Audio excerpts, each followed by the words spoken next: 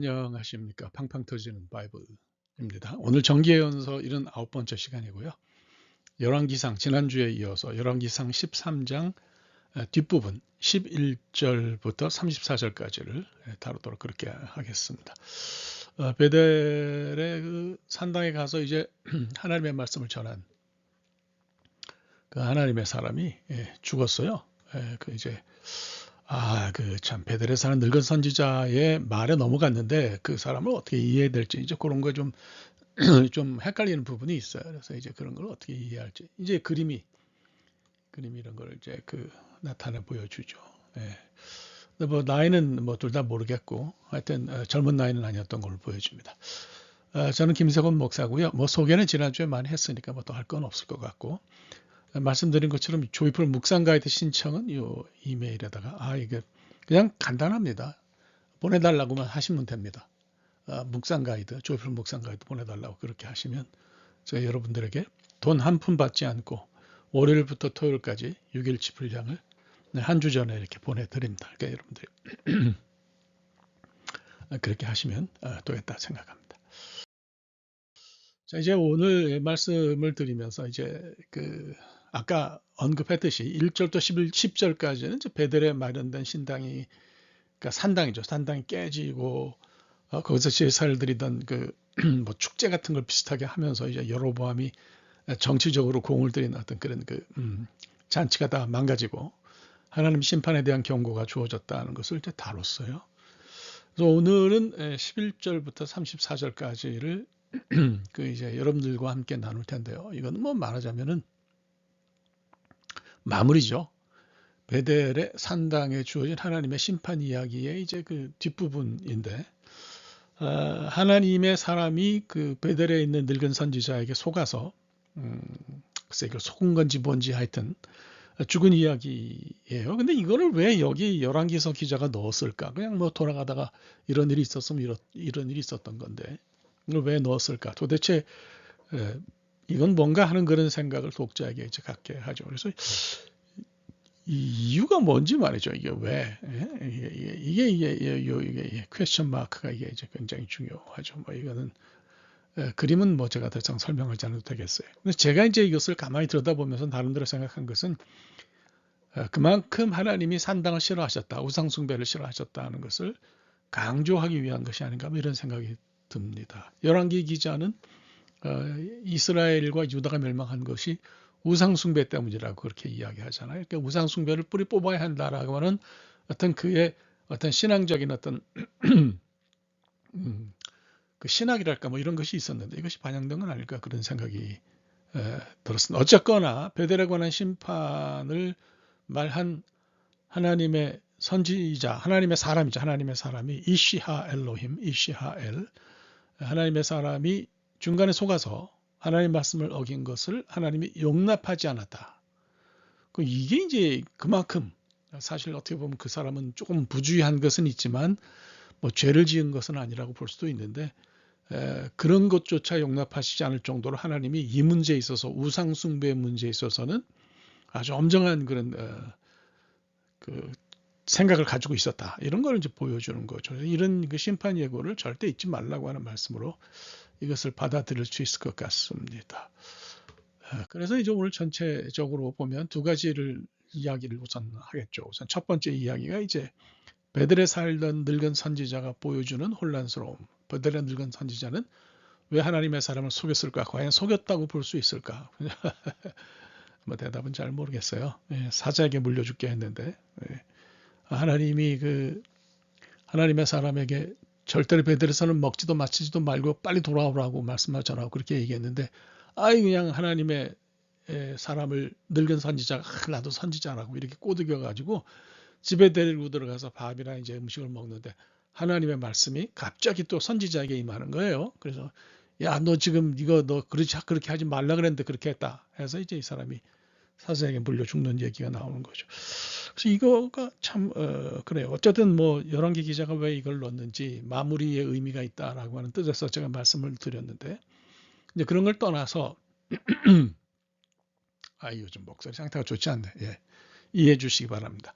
이 사람 베델에 살던 늙은 선지자 개인을 생각해 보면 참 이유가 알기가 쉽지가 않다라고 생각합니다. 하여튼 추정할 수 있는 만큼, 추측할 수 있는 만큼 추측을 해보시자고요. 그래서 이제 첫 번째 이유는 아마도 심리적인 이유가 아니겠는가, 뭐 이런 생각이 듭니다. 그러니까 jealous 할 수 있죠. 자기는 이미 이제 나이가 들어서 상대적으로 이 사람은 좀 젊지 않았을까, 뭐 이런 생각이 드는데, 뭐 그건 나이를, 하나님의 사람 나이는 알 수 없으니까 이거는 사실 우리가 이거는 얘기할 수 없는 이제 그런 부분인데, 분명한 거는 이 사람은 지금 하나님의 그 사역을 지금 감당하고 있는 거잖아요, 똑바로. 근데 자기는 베델에 있으면서 이제 그런 걸 못 하는 거예요. 그러니까 이제 좀 심리적으로 젤러스했다, 이렇게 이제 젤러스했다 볼 수 있고, 또 나중에 말씀드리겠지만은 남왕국으로 많은 사람들이 이 잘못된 그 제사를 피해서 다 내려갔는데 그냥 이 사람은 남아 있었단 말이죠. 이유는 뭐 정확하게 모르지만은. 그런데 그런 것 이제 비교 의식 뭐 이런 것 때문에 아마 이제 이렇게 했을 가능성이 있고요. 또 하나는 이제 그 하나님의 사람이 왔다 그러니까 만나서 밥이라도 좀 먹여 보내야 되지 않나, 뭐 이런 생각이 들었는데, 이것도 뭐 그런 건 모르는 상태에서 그렇게 했다 볼 때, 하나님의 사람에게 하나님이 야 거기서 먹지도 마시지도 말라고 그랬다는 거를 모르고 이제 그렇게 했을 수도 있다, 뭐 이렇게 생각할 수 있지만, 하여튼 뭐 좀 그랬습니다. 나중에 이제 하나님이 그걸 원치 않으셨다는 사실을 뭐 알게 되었다, 이렇게 볼 수도 있는데, 이것도 뭐 그래서 이게 뭐 좋지 않았다면 이것도 뭐 좋지 않았다, 이렇게 이제 우리가 이제 볼 수가 있는 거고, 나중에 이 사람이 앞부분에 왜 그랬는지는 몰라도 나중에 깨달았다. 그래서 이제 뭐 하나님이 하나님의 사람을 통해서 하신 말씀이 다 이루어질 거라고 그렇게 이야기한 거를 보면서 좀 그렇습니다. 그래서 저는 이걸 이제 어떻게 이해하고 해석하느냐 하면, 저는 이거를 이제 요걸로 해석합니다. 저는 이게 제 생각이에요. 늙은 선지자 이야기가 나오는 것은 베델을 상징적으로 보여주는 거 아니냐. 베델이 이제 이런 모습이었다라고 하는 것을 상징적으로 보여준다, 이런 생각이 듭니다. 이미 말씀드린 것처럼 베델은 좀 왔다 갔다 했죠. 앞부분에 이제 그 야곱과 관련해서는 굉장히 좋은 모습을 보여줬는데 뒤에 가서는 우상 숭배의 온상이 됐잖아요. 이 사람도 왔다 갔다 하죠. 이 베델의 늙은 선지자도.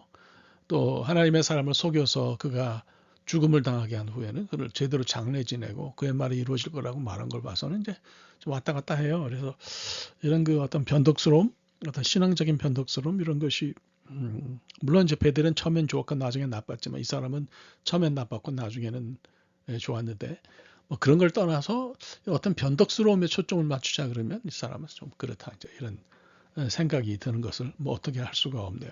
자, 이것이 이제 첫 번째 내용이고요. 두 번째로는 이제 그 종교개혁, 그 요시아 왕이 이런 종교개혁에 대해서, 또 우상 척결 작업에 대해서 좀 여러분들에게 말씀을 드리죠. 뭐 산당으로 대표되는 우상인데, 이걸 뭐 하여튼 요시아가 척결했으니까 그걸 이제 여러분들에게 말씀드리도록 하겠습니다. 자,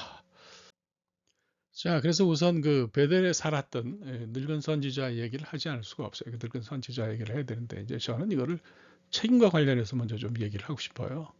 늙었다라고 하는 이 말은 단순히 뭐 이제 단순히 겉으로 볼 땐 나이 들었다는 의미인데, 이걸 이제 깊이 따지면 책임이, 나이가 드는 거는, 어른은 그냥 어른이 아니죠. 어른은 책임을 감당하는 사람을 어른이라고 그러잖아요.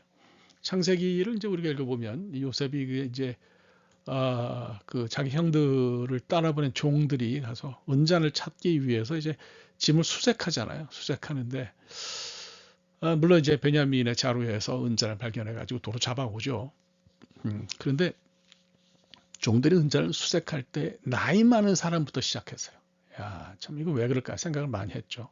결국은 이제 뭐 이게 그 책임이 따르는 어떤 경험과 책임에 있어서 나이 많다라고 하는 것은 뭐 죄가 더 많다 그런 뜻이라기보다는 책임이 더 크다, 이런 걸 생각할 수 있어요. 예수님이 현장에서 가늠하다 붙잡힌 여인을 둘러싼 이들을 향해서 죄 없는 자가 먼저 돌로 치라고 하니까 요한복음 8장에 9절에 이런 얘기가 있어요. 나이 많은 사람들로부터 시작하여 돌아갔다. 아니 뭐 젊은 사람들보다 나이 많은 사람들이 더 뭐 죄가 더 심각해요? 그런 건 아니고요. 이제 이것도 역시 책임과 경험과 관련된 얘기예요. 그래서 북왕국의 어떤 이런 뭡니까 우상 숭배가 시작될 때 이 사람은 책임을 다하지 못한 그런 부분이 있어요. 그래서 이제 앞부분에, 제가 볼 때 앞부분에 이 사람이 부주의했던 면이 있습니다. 부주의했던 그런 부분이 분명히 있고요. 또 책임을 다하지 못했던 그런 면이 분명히 있는 것 같습니다. 그래서 결국 이제 하나님의 사람도 어떤 의도였던지, 그것이 나쁜 의도였던지 좋은 의도였던지 음식을 먹게 하고 그렇게 해서 하나님이 하신 말씀을 깨뜨리게 한다면 사자에게 이제 그 사람이 잡아먹히잖아요. 사자에게 잡아먹히니까 이제 그때야 정신을 차리는 것을 볼 수가 있는데, 어때 이 사람은 좀 그렇습니다. 그래서 뭐 자식들이 그 베델에서 행해지는 거짓 제사에, 우상숭배 제사에 갔다라든지, 또 아까도 말씀드렸지만은 신앙이 바른 사람들이 남쪽으로 내려갔는데 이 사람은 뭐 남았다든지, 또 천사를 통해서 하나님 말씀을 받았으니까 걱정하지 말라고 그렇게 해서 음식을 먹였는데 거짓말이죠. 그러니까 이런 걸 볼 때 이 사람은 신중하지 못하거나 그렇게 책임감이 없는 사람이거나 뭐 선지자가 감당해야 할 일이 어떤 거라는 걸 많이 잊어버린 어떤 그런 모습을 보입니다. 그러니까 앞부분에 보인 모습은 굉장히 부정적이에요. 예, 이건 사실입니다. 근데 이제 뒤늦게 사람이 이제 죽고 자기가 음식을 대접한 사람이 죽고 하나님의 말씀을 통해서 깨닫고 나서는 32절에 그렇게 이야기하죠. 그가 여호와의 말씀을 끄는 하나님의 사람이죠.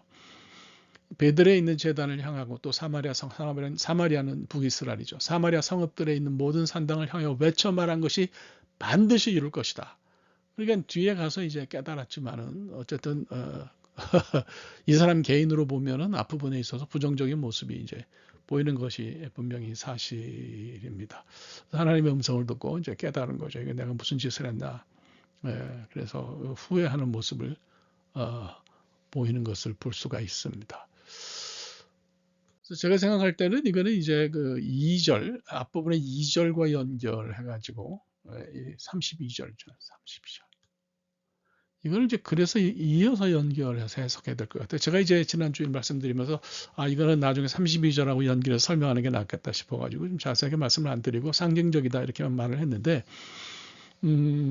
하나님의 사람이 한 예언은 사실 상징적이죠. 왜냐하면 여로보암은 북왕국을 막 이제 세운 사람인데 요시야는 어떤 사람이냐면 남왕국 유다가 멸망하기 전에 한 뭐 90년 전, 100년 전 그때 사람이거든요. 한 세기 전 사람이에요. 그러니까 거의 이게 차이가 많이 나는 거죠. 예. 그러니까 이제 후대 사람을 끌어들여서 예언했다라고 하는 것은 굉장히 하나님의 사람의 예언이 앞날을 내다보는 그런 놀라운 샤프한 어떤 그런 내용을 담고 있다고도 봐야 되고, 또 하나는 역사 전체를 볼 때 이제 하나님이 우상 숭배를 정말 싫어하셨다라고 하는 것을 요시아라는 사람의 얘기를 통해서 알 수 있어요. 그래서 실제로 지금 우리가 다루는 건 열왕기 상이잖아요. 그런데 이 요시아 왕의 열왕기 하에 나와요. 22장 23절에 나오는 얘기죠.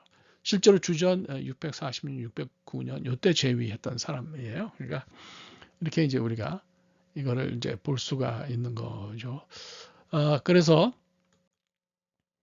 우선 우리가 생각할 수 있는 건 이제 뭐 어떤 거냐면 요거 이제 반드시 이제 이걸 생각해서 봐야죠. 남왕국 유다에 속한 시몬, 이건 어디입니까? 시몬이 어디 있습니까? 시몬이 여기 있잖아요, 여기. 그죠? 시몬. 예.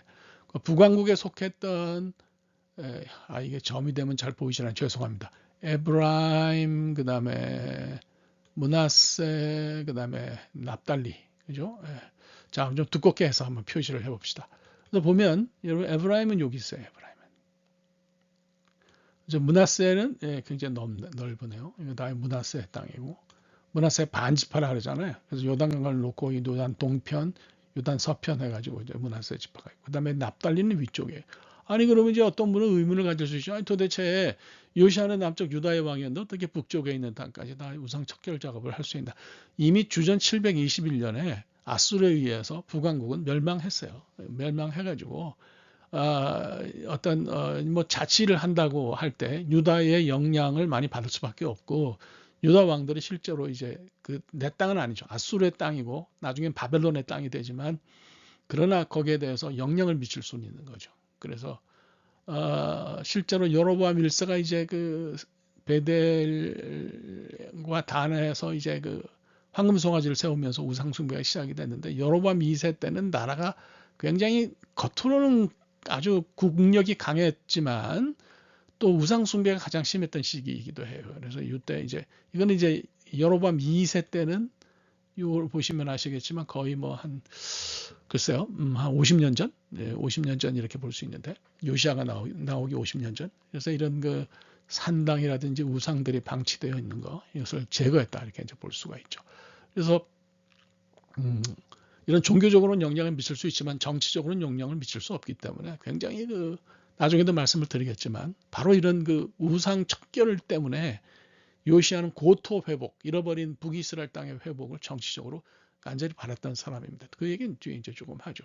그래서 우상 척결 작업을 한 다음에 26세 되는 해에 성전을 수리하고 유월절을 그동안 안 지켰는데 대대적으로 백성들이 동참하는 종교개혁을 단행하죠. 이게 뭐냐면 성전을 보수하는데 이게 율법책을 발견해. 그래서 우리가 원신명기라고 뭐 이렇게도 얘기를 하는데 뭐 그럴 건 없고 신명기 두루마리죠.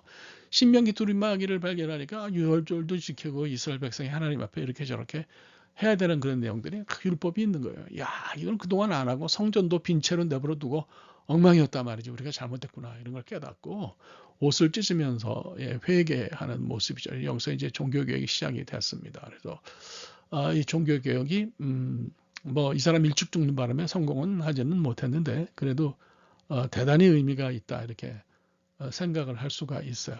그러니까 뭐 이제 순서를 이렇게 보시면 되죠. 시므온, 에브라임, 므낫세, 납달리 지역에서 주상 척결 작업을 하고 이들이 드린 헌금으로 성전을 보수를 했는데 성전을 보수하다 보니까 신명기 두루마리를 발견했다. 그래서 종교개혁이 시작이 됐다.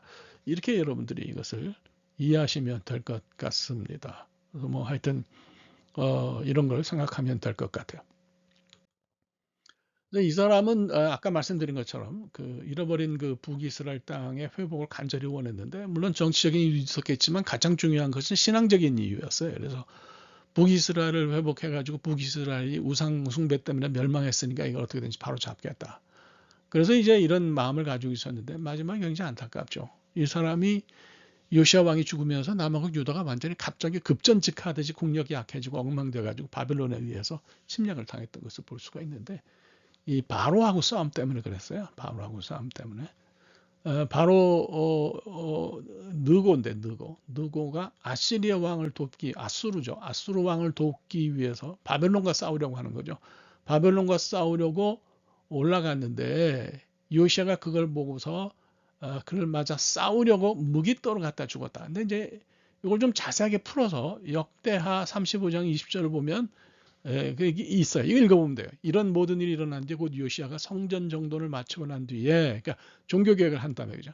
이집트의 느고 왕이 애굽의 바로 느고가 유프라테스 강가에 있는 갈그미스 그러니까 갈그미스에서 이제 완전히 한판 붙는 거죠. 갈그미스는 북쪽 세력과 중군동의 북쪽 세력과 남쪽 세력이 부딪히는 그런 장소예요. 그래서 갈그미스 전투는 뭐 여러분들이 많이 아시리라고 생각합니다. 그래서 이걸 이제 볼 수가 있는데 이게 뭐 그런 거죠.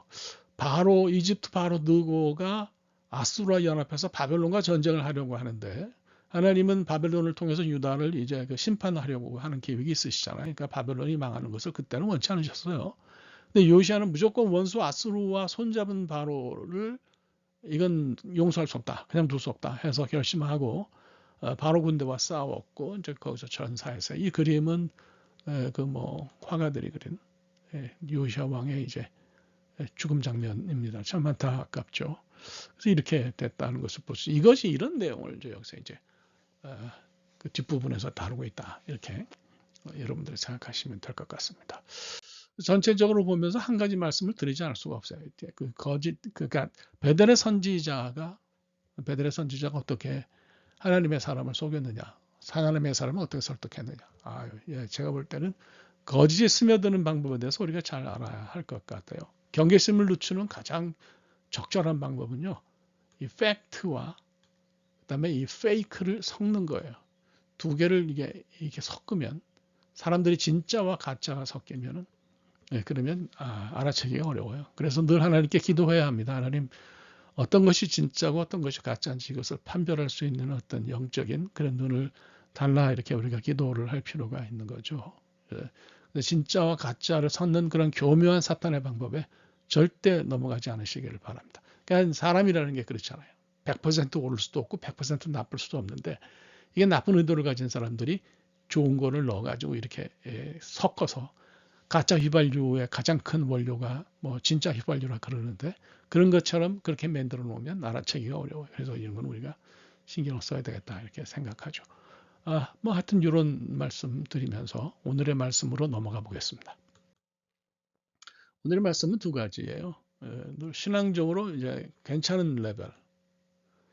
이게 신앙적인 레벨이요. 사람이 이래요. 그래서 쭉 이런 레벨을 될 수 있으면 좀 글쎄 이게 가능할지는 모르겠지만 이렇게 유지하려고 애를 써야 됩니다. 그래서 폴 트루니에가 쓴 인간의 가면과 진실을 보면 성경에 나오는 사람들 가운데 인물들 가운데서도 순간적으로 신앙적 레벨이 다운돼 가지고 문제를 일으키는 사람들 얘기가 나오죠. 예를 들면 사도 바울이 그 바나바와 헤어져 가지고 그 따로 전도 여행 갔잖아요. 그 마가 요한 때문에 심히 다퉜다 그랬어요. 그러니까 그런 거는 좋은 게 아니다. 이렇게 우리가 볼 수가 있는 거죠. 그래서 난 이 정도면 돼서 이렇게 생각하면 정말 큰일 나는 거고요. 제대로 그 하기 위해서 우리가 하나님 말씀과 늘 이렇게 예민하게 이렇게 접촉하는 모습을 가져야 된다 이런 생각이 들고요. 그 다음에 두 번째로 하나님의 사람이 죽고 여로보암이 베델과 단에 다 산당을 세웠어도 하나님 뜻은 반드시 이루어진다. 이거는 여로보암 1세 때 행해진 예언이 요시아 왕 때 남왕국 멸망 한 세기 정도 앞뒀으니까 굉장히 시간차가 꽤 나는데 그때 이제 이루어진 것을 보면서 하나님이 역사 전체를 관리하신다는 것을 우리가 잊으면 아니 되겠다 이렇게 생각합니다. 그래서 우리는 그냥 짧은 한때를 보고 판단하기 쉽지만 하나님은 큰 그림, 빅픽처를 보신다는 것을 우리가 잊지 않아야 될 것 같습니다. 네, 오늘 여기까지 하겠고요. 다음 주에 이어서 또 열왕기상 14장을 생각하도록 하겠습니다. 대단히 감사합니다.